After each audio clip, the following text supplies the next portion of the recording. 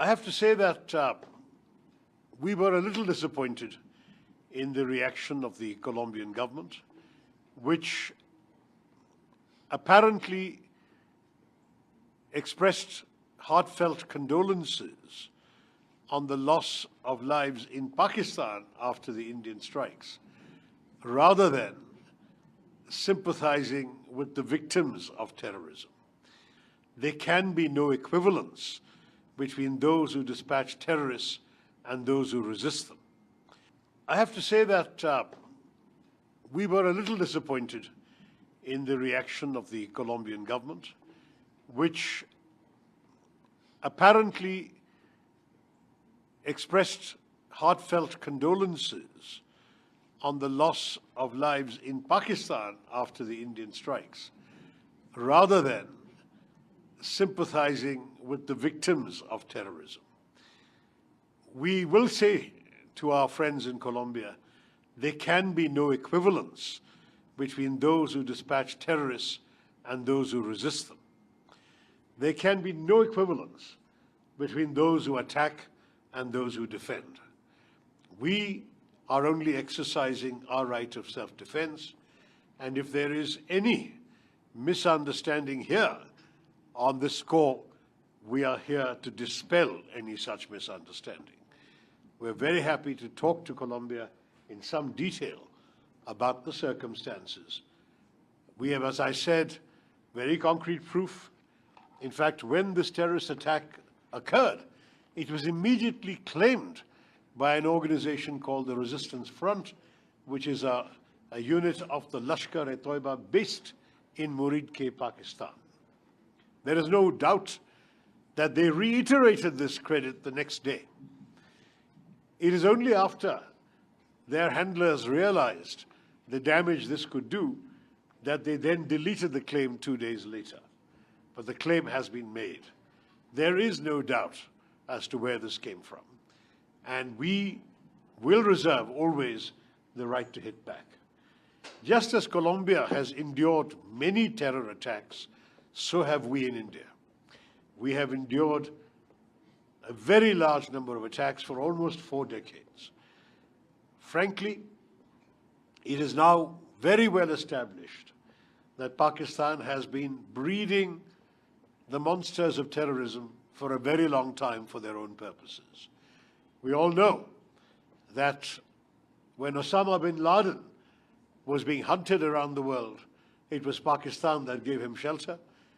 The Americans found him in a safe house in an army, near an army base in a cantonment city. In other words, they found him and killed him, the world's most wanted terrorist, in Pakistan, a country which sadly has incubated terrorism for some years now, for at least 4 decades now.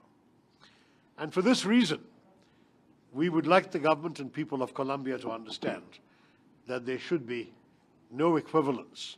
Lives lost may be lives lost, but the lives lost in India were those of tourists, of civilians, of nuns, of worshippers, of ordinary people.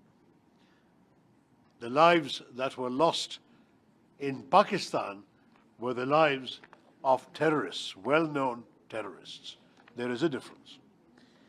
On your second question as to where the damage was done this time overwhelmingly in the states bordering Pakistan, that is in Jammu and Kashmir.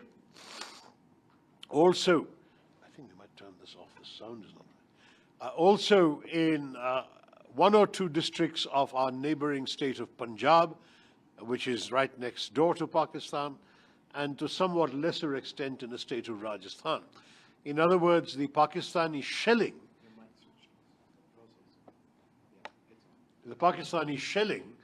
was particularly affecting our border states, and these states took the burden of having to thwart the missiles. But we were well prepared to defend these states. These are our border states. We defend them well, and we were able to prevent any significant loss of life. There was some property damage, considerable property damage in some places. But it was only in Kashmir that lives were lost. First 26 on the 22nd of April, and then further 19 on the 8th of May. And that is, for us, 45 lives too many. There are still 59 people in hospital, or they were when we left India a week ago. It's a very, very serious situation. There was also, I would say, my friend, an intention on the part of the terrorists to provoke a negative reaction in India against our brothers and sisters from the Muslim community.